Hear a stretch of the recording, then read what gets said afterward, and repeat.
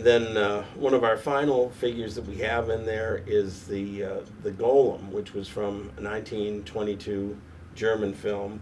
And this was about a clay statue that was brought to life by this rabbi that had mystical powers, and he was trying to find a savior for his people that he felt were being downtrodden. And he had every good intention that the Golem was going to help them, which worked out fine for a while. But like many of these stories, Right. he had an unscrupulous assistant that used it for his own evil purposes. And eventually the Golem went berserk and practically tore down the city. Wow. But you have to watch out for those unscrupulous assistants. Yes. Yes. And then just before you leave, we have Vincent Price that gives us farewell at the very end. So Vincent does the I like opening Vincent and the Price. closing. Yeah, Vincent Price does the opening and closing. So we're going to take a look through your. Oh, yes. Yeah. Yeah. Do you have other people that help you with all this? Oh, yes, we do. I have all volunteer crew that does the tours with me. I do the makeup room tour, and then they do, in costume, they do the wax museum tour. I have two different people that do that. Rob Lansley that plays Farnsworth the butler. Oh. And I have Jody Dixon that plays Carmela Karnstein. She's a vampire. Oh. But they're in full Victorian costume, and only they're completely in black and white. It's because everything else in there is in full color, which is the difference, because most of these movies were made in black and white. Black and white, yeah. So if you notice when you were in there, Colors. it's very colorful with the lighting and everything. Yes. So that's why we wanted to make a total difference between the tour guides and what you see in there. So the live people are in black and white. The figures are in full color. Oh, I see. You used to do movies too. Do you still do the movies? We haven't as yet, because it was mainly because of the COVID problem, and even movie theaters are having a tough time of it. But we Yeah. hope that after the first of the year, we're going to try to bring back the film series. And we actually did show films on real film, not just video, but actual film. Is this camera behind you? Yes, Did yes. you use this? Yeah, well, no, this is 35 millimeter, but this is really old. This is from the Yeah. 1940s. Right. And it does have film in it. Can I get up and show the camera? Sure. Okay. What people didn't realize is that in film, and this is from 1945, this camera is, that they would have two projectors up in the booth, because they could only get 20 minutes of film on each reel. So they had to change the film every 20 minutes. And as you see here, I don't know if you can get a shot of this, the film is quite big. That's 35 millimeter. And so they had to change this every 20 minutes. And also, they had to be careful of the lighting, because this is what we call a carbon arc projector. It's two carbon rods that almost come together. They create a spark, is what it is. Oh. And that spark is where your light comes from. And then Right. it's reflected by a mirror and back, and then it comes out through. Oh. And it's so bright that you can't really look at it with your naked eye. Wow. So that's why it's got this, and this whole unit is made of cast iron. So Yeah, what do you it hear? wore like Real like iron is what it did. Yeah. And the only way they can see if they've got the arc at just the right point is they have to look through this blackened glass lens. Oh. And as I say, there would be two projectors, and the projectionist would have to watch very carefully at the end of the reel. There would be two, what we call Q dots in the upper right-hand corner. The first Q dot would mean the other projector had to be started, and then the second Q dot was when they did a changeover with the film and also the soundtrack that it Wow. would be changed. So it's a lot different than putting that little silver disc into your machine. It's Right. a lot more Just let it complicated. roll. Yeah. So yeah, every 20 minutes, that's got to be monotonous. yeah, people have been very interested in seeing this, because how often did you get a chance to be up in the projection booth to Right. see how it's all done? Of course. right? So. I see you have Star Wars. Oh, yes, we also have, I forgot to mention, our buddy here, Yoda, from Star Wars. And that was actually, we acquired that through Lucasfilms. So this was actually made by Lucasfilms. So it's the real, George Lucas. It's the real. Well, this was a piece that they made for promotional purposes for the film, but it's actually from the original molds. Wow. So everybody loves to have their picture taken with Yoda. Yeah. Wasn't there it was E.T. I was thinking E.T. was in there. Yes, yeah. And we have several other props in the makeup and prop room. And I generally do the tour of the makeup and props, and then I hand it over to my tour guides, or we call them ghost hosts, that take you through the tour. Yeah. What times are you here? Well, we're open every weekend, Friday through Sunday, evenings only, 6 p.m. to 9 p.m. At present, we're doing it by appointment only, but probably as we get into October, we'll be doing it that people can just show up. But it's only 6 p.m. to 9 p.m., and it's at 103 East Main Street in Plainville, and the website is www.preservehollywood.org. That's preservehollywood.org. And we look forward to seeing everybody. We get a lot of people out of state, believe it or not. Really? Oh, yes. I was going to say, how do you advertise? How do people know you're set back Well, it's here? been featured in a lot of magazines and TV stations as well across the country. So a lot of people know about it just because it's been around so long. Right. It's the oldest running in the country. Wow. So Yeah, you said 55 years. yeah, 55 years Wow. continuous. And as a matter of fact, I forgot to mention, with the Wolfman that's in there, I actually made an identical figure of the Wolfman for Universal Florida for their Monsters Cafe down at Orlando. I remember you saying you went down to Florida. Yep. So that was one of the questions I was going to ask. Why Yes, did you yeah, go that there? was the Wolfman, and he's still down there. So if they want to see a Connecticut werewolf in Florida, they can go down and see him at the Monster Cafe. Wow. That you must have been pretty tickled pink to make that for them. Oh yes, but they only gave me 3 weeks to get it done. 3 weeks? Which is not much time to do a No. life-size figure. So I was working day and night on that. And then when I get there, Universal says to me, I call them up and they say, "Where are you?" I said, "I'm in Orlando. I'm ready to deliver the Wolfman." Well, nobody does it on time. Wow. Thanks for telling me. So anyway, Yeah. but we get people, just speaking of Florida, just last weekend we had a group of people that were vacationing in this area, and they were from Florida. Ah, I didn't see a sign out front. Did you have a sign out front? Of what?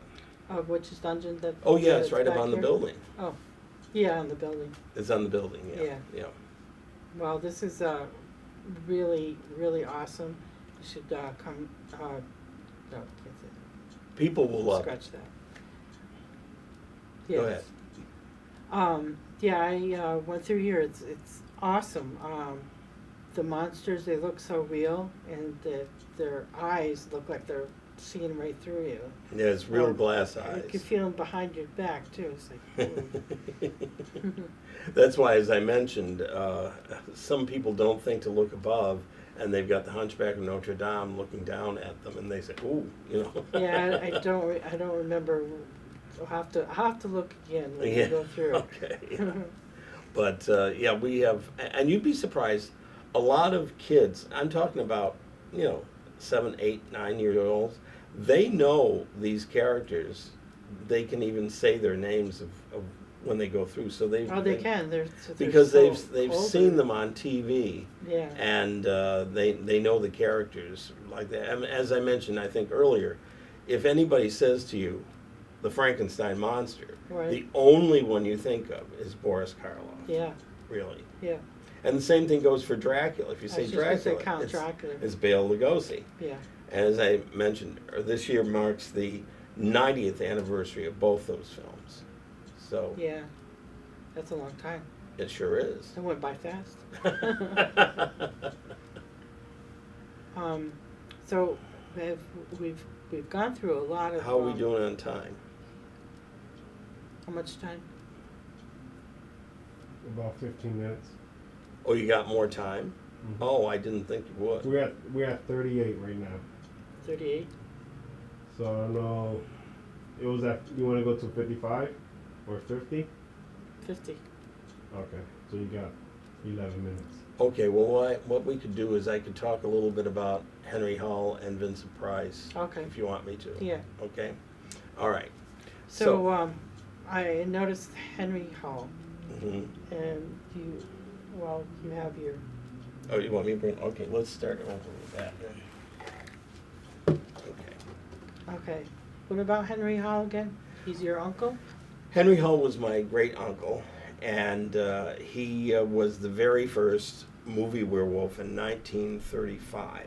And the reason he got the part actually was because Boris Karloff was originally intended to play the werewolf, but Universal moved up the shooting date for Bride of Frankenstein, and so they needed someone else to play the werewolf, and Boris actually recommended my great uncle Henry Hall to play the part, and so that's how he got it, and he became the very first movie werewolf 6 years before Lon Chaney played the Wolfman. Now, I'm very proud of my great uncle in a lot of ways because of the fact that on stage he did a lot of stage work. He did all of his own makeup, so in a way he was like Lon Chaney Sr. He created all of his own character makeup on the stage, not the werewolf, but he was influential on the werewolf because it was Jack Pierce that created the makeup for the Werewolf of London, but Henry came up with some notions about the way the character was going to look like the Widow's Peak, which, as he said, it made it look more demonic with It that did, pointed yeah, it does. hairline. His eyebrows sticking out. That too, yeah. But it was Jack Pierce that really did the makeup, and Jack Pierce was really the most imaginative makeup artist for Universal Studios. He was the one that created the makeup for the Frankenstein monster and the mummy, as well as the werewolf, and also eventually the Wolfman. Now, my great uncle, his brother married an actress by the name of Josephine Hull, and Josephine, therefore, by marriage, was my great aunt, and she went on to play Arsenic and Old Lace on Broadway as Aunt Abby in the show. You know, Wow. the two old ladies that murder people with elderberry wine laced with arsenic. Oh, okay. So she did it not only on Broadway, but on Broadway she did it with, co-starred with Boris Karloff, and then went on to do the movie version with the main star, and the movie version was Cary Grant. So Cary Grant. Cary Grant, he didn't play the Boris Karloff Huh. part though. He played the the romantic lead. Of in that. course, Yeah, yes. yeah. Mhm. But I mean, so I have an uncle that was a werewolf and an aunt that was a murderess. Because she murdered people with elderberry wine. And you have the Museum of all of them. Yes, yes. So I guess I'm following suit with what I do as Right, well. right. But then Josephine went on to win an Academy Award for a performance that she did in Harvey with Jimmy Stewart, and that was about an invisible 6-foot rabbit in that one. Oh, that's right. Yeah. Yeah, that's. So I knew she that. won an Oscar for that. So as they say, it's in the blood. Yeah, definitely. And then we talked a bit about Vincent Price, and Vincent was a very, very good friend, which I met, again, it connects up with Uncle Henry Hall, is because Henry Hall starred with Vincent Price in a movie called Master of the World, which was based on a Jules Verne story. Similar in a way to 20,000 Leagues Under the Sea. He played a character that was a lot like the character in 20,000 Leagues. Anyway, So it was because of Henry appearing with Vincent Price in that film, and he remained friends with Vincent Price over the years, that he introduced me to Vincent. We became really, really good friends, and right up till the time he passed away. As a matter of fact, I was talking with him on the phone that last year, just before he passed away. One of the nicest people you'd ever want to meet. Of course, he's an icon in the horror genre with what he played. Very scary and spooky. And as I mentioned, the he voice and everything. oh yeah, even he was had a portion in the Michael Jackson video Thriller. Oh, that's right, too. too. Yep. So yeah, he was so kind and so supportive. And as I say, he's done 2 different voice tracks on the tour that you get to hear. And he also, as I mentioned, gave me the costume that he wore in House of Wax. But Vincent had roots, actually, oddly enough, in Connecticut, because So he graduated from Yale University. Wow. And so every 2 years or so, he would come back here and he'd do a fundraiser for Yale. And he would always invite me and my folks to the fundraiser, and he often would do, say, readings of Edgar Allan Poe, backed by the full Yale Symphony Orchestra, which was quite something Wow. to see. Yeah. And How lucky you are. one of the nicest people you'd ever want to meet. Wonderful sense of humor, just wonderful. But he was telling me that when he hosted the TV series Mystery for PBS, and he would come to New England to film it up in Boston. He was coming down the elevator from his hotel room because he was trying to get to meet his plane in time, and this lady in the elevator said to him, "Oh, you're him, aren't you?" And he said, "Well, yeah, I thought so. You're Boris Karloff." Oh, no. And there was nothing that Vincent could say that could convince this lady he was not Boris Karloff. So she doesn't realize it, but she probably has the rarest autograph of all time. She insisted on an autograph, so he signed it Boris Karloff. He did. And he thought it was funny as hell. So he says, I can just imagine Boris is up there looking down at me. They haven't forgotten me yet. Right. Yeah. But that's the way Vincent was. He was just such a wonderful person. Yeah, that sounds different from watching his movies, so scary. Oh, and his absolutely. voice. Yeah, he was so much fun. And some of the more recent actors nowadays, they would be highly insulted that they were confused with somebody else. But Boris thought Vincent Price thought it was just fun. Yeah. That's good that he took it that way. Oh, yeah. And he that's signed Boris. He signed it as Boris Karloff. So how are we doing? You guys got 3 minutes. Oh, okay. All right. Oh, let's see. I'm trying to think what. You'll have to do some editing. Yeah. Let me just think of something we could talk about. Did we talk about the Dracula ring? I don't think so. The Dracula ring, no. You Okay, mentioned let's it, talk but- about the Dracula ring. Okay, because then you can take a picture Mhm. in there of it. I have a rather rare item. It's one of 2, as far as I know, one of only 2 that were made of the Bela Lugosi Count Dracula ring, cast directly from the original ring, and it's cast in solid white gold. I have one. The other one Christopher Lee had, and Christopher Lee was known for playing Count Dracula in all the British Hammer films in the 1960s and 70s. And so this is identical with the ring that Christopher Lee wore in those movies. It's really heavy. I have to wear it on my index finger because it's so heavy. It's white gold. Wow. And it's quite a nice piece, and we all have that on display in the makeup and prop room for the Witch's Dungeon. Oh, okay. I'll have to look at that again. Yeah. Yeah. Oh, it's been fun. I enjoyed it Yeah, too. very, very informative. Some things that I didn't know about. Oh, wait till, that's the great thing. When people come here, they don't expect to see what they do see, and understand the background on all these. And I think that's what people enjoy. They get to see an insight into what these movies were. Yeah, how old? 55 years for you, and then the 90 for the other. Yes, I haven't reached 90 yet. No, No. thank you. I'll have to become a vampire to Right. reach 90, I think. So thank you again for thank you for letting us come to your place. And, You're very welcome. and great interview. Cortlandt Hall, everyone, a Witch's Dungeon. It is now located at 103 Burlington East Main Street. 103 East Main We Street. better do that. Yeah. You want me to do this? Yeah. Okay. The Witch's Dungeon Classic Movie Museum is now located 103 East Main Street in Plainville, and I advise you to go to our website, which is www.preservehollywood.org, and you can also give us a call at 860-583-8306, and we look forward to seeing you every weekend, Friday through Sunday, 6 p.m. to 9 p.m.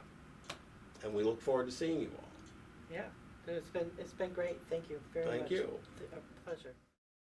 Ah, there you are. I see you have survived this maze of monsters and nightmares. Or have you? And so until we meet again, good night and pleasant dreams.